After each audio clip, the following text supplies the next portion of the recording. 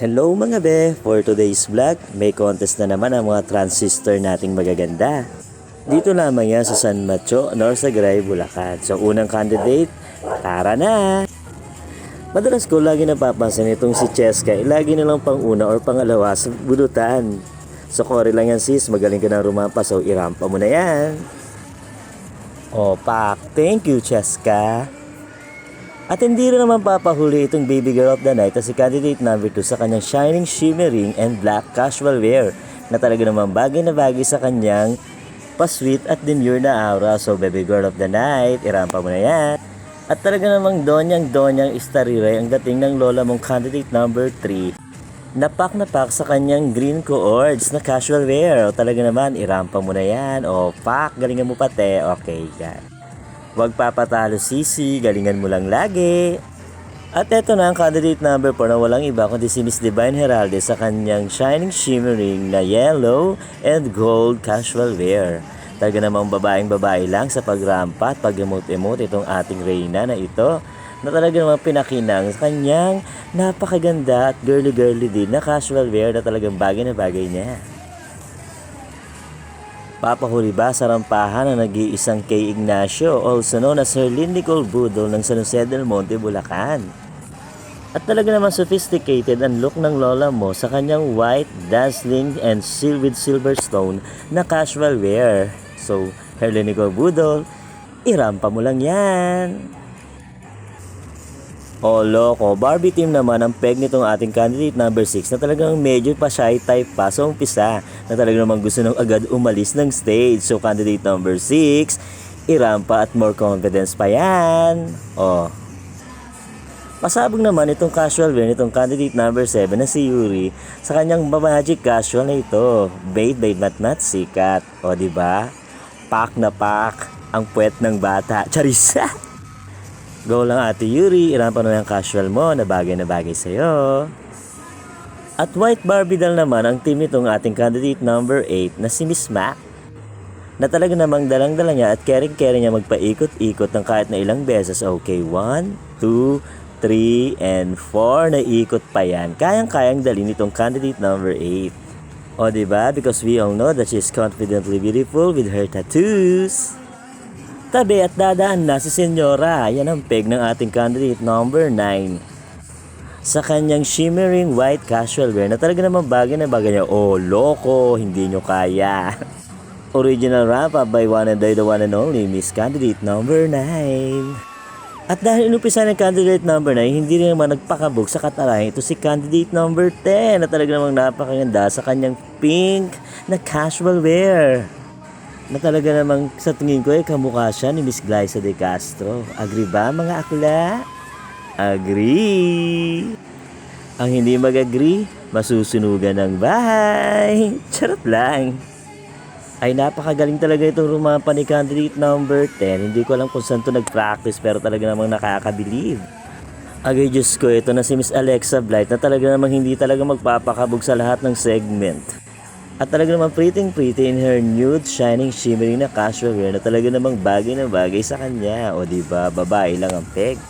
O candidate number 1, umpisa ng laban sa pagandahan ng katawan. At dahil ikaw ang number 1, kailangan mong magpakitang gila sa mga judges. So Cheska, irampa mo na yan. O pak, Black Barbie. Okay, 1, 2, 3, perfect. Masunuring bata. At dahil dyan, perfect 10 ka sa akin. For the second time around, babae pa rin talaga ng baby girl of the night itong drama kay candidate number 2. Na kahit medyo daring ang kanyang swimsuit ay hindi mo makukuha ang basusin dahil talaga namang napaka-sophisticated na pagkakarapa at pagkaka-emote niya rito. So candidate number 2, keep it up. At sunod naman rumaba ito si candidate number 3 sa kanyang black 2-piece na swimsuit. O diba, ang ganda ng pagkakarampa ng lola mo. So ate girl, ay, umalis agad.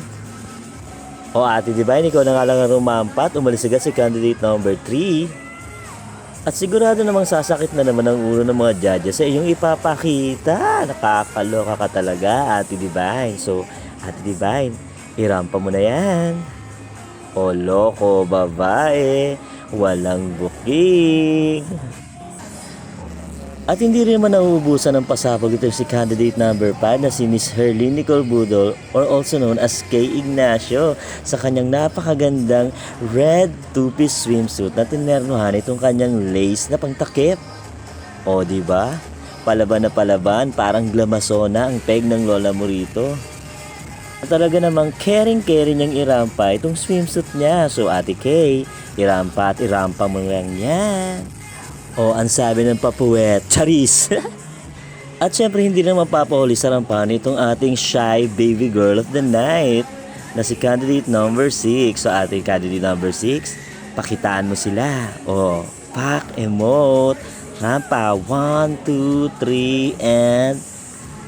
Oh, swabing-swabe ang peg ng lola mo na talaga namang original niya rin itong rampa na ito. At nagpakilig pa talaga gamit ang TikTok move na ito. At talaga naman nakakatuwa kasi nakikita natin na ini-enjoy nitong candidate number 6 ang kanyang moment dito sa swimsuit round. So, and speaking of enjoyment ay hindi na talaga nagpatumpik-tumpik o nagtakip-takip pa itong next candidate na walang iba kundi si Ate Yuri na talaga naman sexy sa kanyang black two-piece. O go Ate Yuri, pakitaan mo sila. Show them what you've got. Oh, loko. Very pro talaga ang galawan nitong Ate Yuri mo na talaga namang gustong gusto ko. Talagang napaka-professional yung tingnan habang rumarampa sa kanyang swimsuit o kahit sa iba pang segment. Oh Diyos ko, eto na naman po si candidate number 8. Talaga namang magpapasabog na naman ito. O pak! At kung hindi ko nga nakita itong move na ito, talaga namang mabubulaga rin talaga ako. Pero since nakita ko na ito dati, hindi na ako gano'n nagulat. Pero mga tao dito talaga namang gulat na gulat mga day. Sa totoo lang. Ay nako dong, kung hindi mo lang alam na Miss Gay itong pinapanood mo, mapagkakamalan mo talaga siyang babae. Sa ganda ba naman ang katawan itong candidate number 8, talaga namang walang buko. Ito masasabi mo plakadong plakado, di ba? O loko. Walang gawa. Charis. Charis lang. And speaking of walang gawa, ito talaga ang walang gawa, ang ating next candidate. O, diba? Wala pang gawa yan, pero napakaganda na ate mo. Talagang may ipapaisip ka, siguro magiging Diyos ang Diyos na to pag nagkaroon na ng gawa. So, ate girl, ipon-ipon na and go na sa Thailand. Alam mo na. Pero wag muna kayong gumora sa Thailand dahil baka mabugi. Charis. At baka sumigaw na ng mabuhay Philippines sa mga Thailander. Kakaloka talaga mga Thaines ngayon. Ano kaya't isabak na natin sa Thailand itong next candidate na si Glyza De Castro? O diba, sa ganda niya at ka-sexy yan, kayang-kaya niya makipagsabayan sa mga Thaines. Go candidate number 10, ipagdaban mo at ipagtanggol ang bandilang Pilipino. Mabuhay Philippines! Hello Universe! Hello! Hello Ate Ann. So for the last candidate, ang walang iba kundi si Miss Alexa Blight o also known as Herlyn Nicole Budol. Pak, talaga naman napaka-sexy ng lola mo. At talaga naman kahulmang-kahumal niya ang katawan at kagandahan ni Miss Herlyn Nicole Budol. So Miss Herlyn Nicole Budol, also known as Blight, irampa mo na yan. O loko, may ganon. Hindi ko na-expect yan mga akla. Napaka-sexy naman kasi talaga itong lola mo. Kaya kung pwede, pakikulong na ito sa CR kapag swimsuit round na. Diba, Miss Blight? Charis lang. Pero kung kasali ako, gagawin ko talaga yun sa'yo. Charis! And for the next segment, ito na ang evening gown na pinakaabangan ko sa lahat ng round.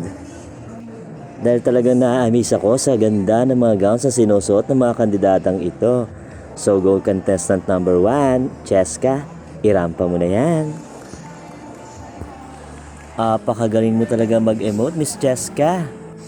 Lady in Red naman, itong ever sweet at baby girl of the night natin na si candidate number 2 sa kanyang shining shimmering red gown.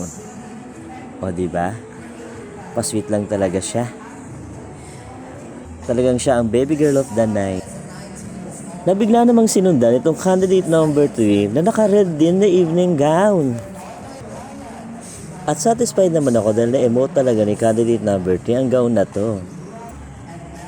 Kahit napakasimple lang ng ayos na kanyang buhok, ay talaga namang nadala niya sa palakad-lakad na ganito. So candidate number 3, keep it up.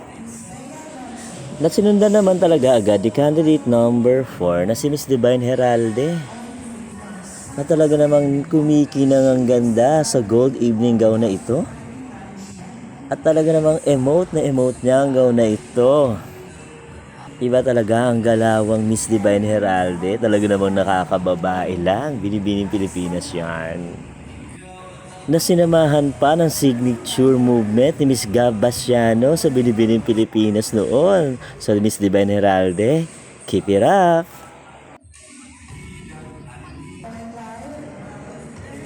And for today's video ay suot na naman ni Miss Kay Ignacio ang kanyang favorite na evening gown na may Pilipiniana sleeve kasi talaga namang bagay na bagay sa kanya to at kayang-kanyang i-emote ang evening gown na ito lalo na sa sari na tugtog na Bulaken niya. Sad to say, hindi na patugtog ang La Bulaken niya nung lumabas si Miss Kay sa kanyang evening gown. Pero nakita niyo naman, dalang-dala pa rin at na-emote pa rin ng maayos ng lola mo itong kanyang evening gown presentation. So good job, Miss Kay! Beautiful and violet naman ang peg nitong ating next candidate sa kanyang violet shining shimmering na evening gown. Ay talaga naman, F na F ng lola mo ang pagrampa. At pati naman ako ay namangha nang biglang lumabas itong next candidate si Ate Yuri sa kanyang gold mirror inspired na gown. At dahil dyan, siya nga nakakuha ng best in long gown ngayong gabi. Pero hindi rin papahuli itong next candidate sa kanyang white evening gown na may pagka-Pilipiniana ang peg. Very Greek goddess na may pagka-Pilipina ang peg ng gown niya na ito na talagang kayang-kanyang emote. By the way, si Sanya Lopez nga pala ang kawangis itong candidate number 8. At talaga naman kahit malayo, talagang makikita mo ang kanyang resemblance sa nag-iisang Miss Sanya Lopez ng GMA7. So candidate number 8, irampa mo lang yan. And so dazzling naman talaga tingnan itong candidate number 9 sa kanyang red evening gown na talaga namang napaka-unique tignan at kayang-kanyang i-emote ng ganito. Ang ganda talaga ng gown guys pag red. Sabi nga ni Miss Rabia Mateo, red is power. Kaya naman nag-red na rin itong ating next candidate na kawangis ni Glyza De Castro. Oh, fuck, emote, hindi nyo kaya. At talaga naman dalang-dala niya itong red evening gown na parang may pagka-inspired sa gown ni Miss Thailand. Very queenly naman ang labas nitong next candidate na si Miss Blight, also known as Serlene Nicole Budo. Para talaga siyang reyna habang rumarampa, yun talagang tingin ko sa kanya. Dahil napaka-sophisticated talaga niya gumalaw, lalong-lalo na pag evening gown na. And I had a strong feeling na number 2 ito sa best in evening gown. Dahil aminin, bukod sa ganda ng gown, ang ganda ng pagdadala ng candidate ang magpapanalo ng best in evening gown. Sa sobrang ganda ng gown ni Miss Blight, ay gustong-gusto ko siyang hiramin. Pero naman, Miss Blight, baka naman. At talaga namang hindi tumitigil si Miss Blight sa pagbibigay sa atin ng isang magandang performance. So congratulations, Miss Blight! And right after the long gown naman ay isa-isa nang nagtalent itong mga candidate. Actually, lahat sila nagtalent kaya hindi ko na binidyan dahil mapupuno na itong phone ko. At nakuha na naman nga nitong Miss Blight ang Best in Talent Award. So congratulations, Miss Blight! At siya rin nga palang nakakuha ng Best in Swimsuit kanina. At sila nga pala ang tinanghal ng mga winners ngayong gabi. 4th runner-up si Miss Sanya Lopez, 3rd runner-up si Miss Kay Ignacio. 2nd runner-up naman si Miss Yuri na nakakuha rin ng Best in Long Gown and Best in National Costume. At nasungkit naman ni Miss Divine Heralde ang 1st runner-up ngayong gabi. At si Miss Blight naman, also known as Nicole Budol, ang nanalo ngayong gabi. So congratulations to all the winners, you deserve your slot. And congrats din sa lahat ng magagandang candidate ngayong gabi. Yun lang, bye!